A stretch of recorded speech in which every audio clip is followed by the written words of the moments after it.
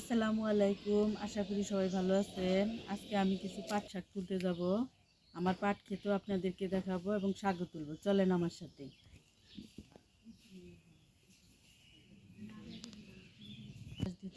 আর এই যে দেখতে পাচ্ছেন আমার বাড়ির পিছনে ধান ক্ষেত, ধানগুলো একদম পেকে সোনালি কালার হয়ে গেছে, দেখতে অনেক ভালো লাগছে।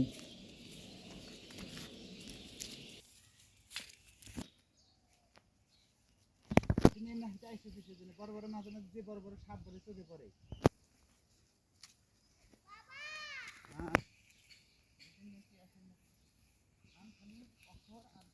আর এই তো চলে আসলাম পাট খেতে।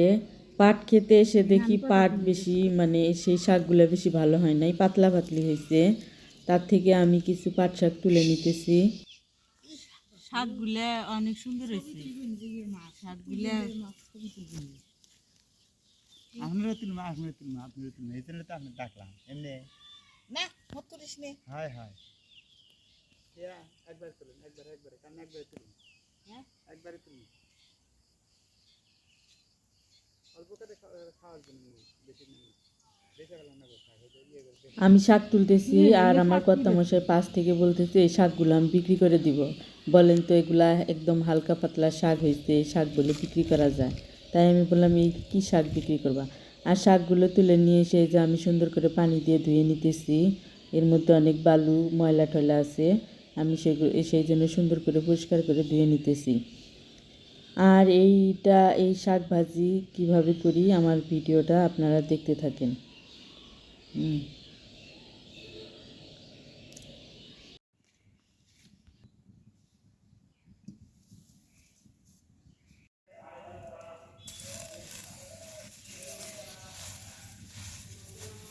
কচি কচি লবণ দিলেই একবারে মিলাই যাবে, তা দিয়ে খাইতে অনেক মজা লাগে শাক ভাজি।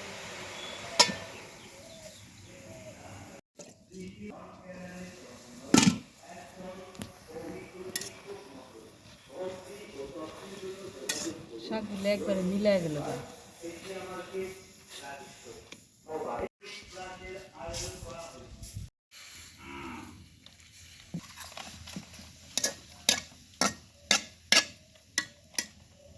পানিটা ফেলাই দিই ওটা।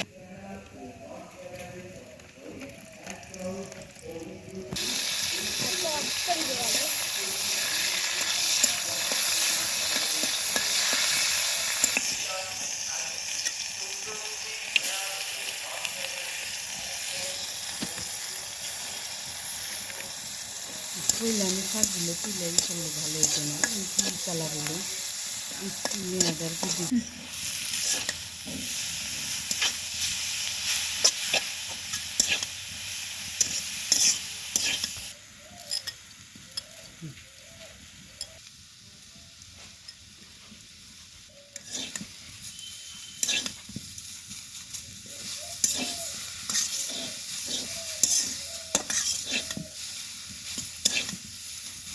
দিয়ে নিয়ে এসে